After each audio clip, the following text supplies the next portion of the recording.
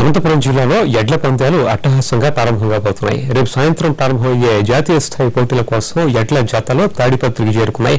4 రోజుల పాటు నిర్వహించే ఈ పోటీల కోసం భారీ ఎత్తున ఏర్పాట్లు చేస్తున్నారు జేసీ బ్రదర్స్. రైతుల్లో ఉత్సాహం నింపుతూ పల్లె ప్రాంతాల్లో సరికొత్త జోష్ తీసుకొచ్చే కార్యక్రమానికి వేదిక కాబోతోంది అనంతపురం జిల్లా తాడిపత్రి. జాతీయ స్థాయి ఒంగోలు గిత్తల బండిలాగుడు పోటీలు మంగళవారం నుంచి మొదలవుతాయి.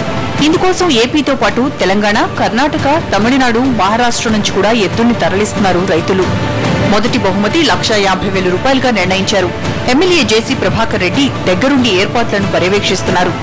రేపటితో ఇది ప్రారంభమవుతుంది. చాలా మంది సినిమా యాక్టర్లు వస్తున్నారు, రాజకీయ నాయకులు వస్తున్నారు, ప్రతి ఒక్కరు వస్తున్నారు. ఎస్పెషల్లీ ఈ ఈవెంట్ వచ్చి రైతాంగం కోసం పెట్టినది.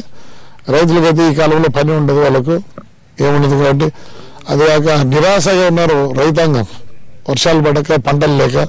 వాళ్ళని ఉత్తేజపడడానికి ఇది అనుకుని మరి ఈసారికి ఎప్పుడు లేని విధంగా దున్నపోతులు, ఒక దున్నపోతు వచ్చి ₹1,00,00,000, అది కూడా ఇక్కడికి వస్తుంది.